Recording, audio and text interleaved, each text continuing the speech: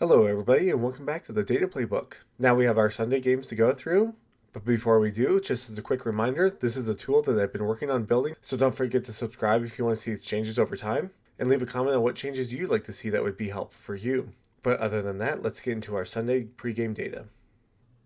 Moving into a divisional game, you have Houston at Indianapolis, where the Colts are favored on the money line, with a spread of 3.5 and a total line of 44.5. And then for your team averages, as well as looking at their rankings, you have a bit of a mixed one offensively for Houston, with a scoring rank of 21, passing rank of 12, and rushing rank of 21. However, defensively, they're one of the top third defenses in the league, with an allowed scoring rank of 2, allowed passing rank of 5, and allowed rushing rank of 7. They are going against one of the best offenses in the league, with Indianapolis having a scoring rank of 1, passing rank of 3, and a rushing rank of 2. But they do lack a little bit in their defense on the Colts, with an allowed scoring rank of 9, allowed passing rank of 30, and an allowed rushing rank of 9. With our passing game up first and the quarterbacks, you have CJ Stroud and Daniel Jones. Stroud averaging 15.1 fantasy points per game, and Jones averaging 19.1. On the season, Stroud has 5 interceptions, and Daniel Jones has 7 interceptions, with 3 fumbles lost due to a sack. And here's their season averages, as well as their week-by-week breakdowns if you need those. And then I like to look at their carry share just to see how they impact the game that way. You have Stroud with 11.1% of the team's carry share and 17.3% of the team's rushing yard share. For Jones, he gets about 16.2% of the team's carry share and 11.2% of the team's rushing yard share. For your running backs, you have Woody Marks and Jonathan Taylor. Marks averaging 9.3 fantasy points per game and Jonathan Taylor averaging 25.7. With no turnovers given up, we'll just look at their averages. And then the week-by-week breakdown if you need that.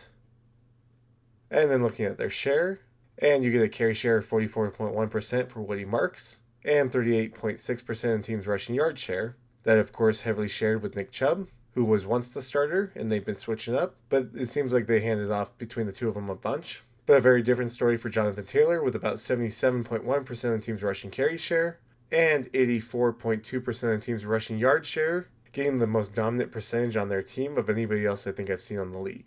Next up, you have your number one receivers with Nico Collins and Michael Pittman. Collins averaging 14.6 fantasy points per game, and Pittman averaging about 14.9. There's only been 1 turnover this season between the two of them, and that comes from Nico Collins with 1 receiving fumble. And then here's their season averages. And then their breakdown, where you get about 24.6% of the team's target share going to Nico Collins, and nearly 29% of the team's receiving yard share, giving him the largest percentage of anybody else on the team. And Pittman with 26.4% of the team's target share and 24.5% of the team's receiving yard share. That does put him close to first or second with what seems to be Tyler Warren, and we'll look more at him in a little bit. First, we'll look into our number 2 receivers with Jaden Higgins and Alex Pierce.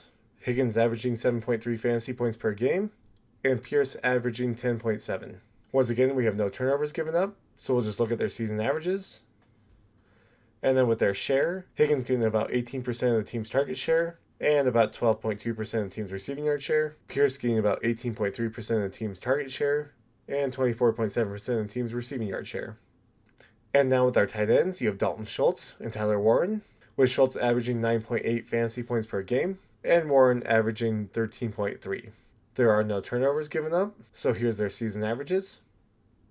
And then looking at their share, you get Schultz with about 20.9% of the team's target share and 20.7% of the team's receiving yard share. That does make him about the second most targeted and second largest receiver on Houston. With Warren, he gets about 25.1% of the team's target share and 26.8% of the team's receiving yard share. And as pointed out earlier, that puts him in contention with being the number 1 receiver. A little short on targets here, but a little bit more on receiving yards here.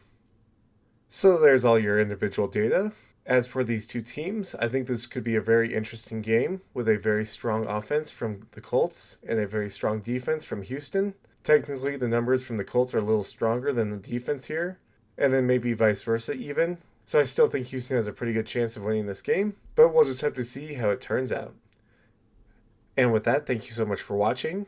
I hope that you got something out of it, and if you did, leave a like and subscribe, and otherwise leave a comment on what else you'd want to see in the future. Other than that, thank you so much for watching, and I'll see you in the next one.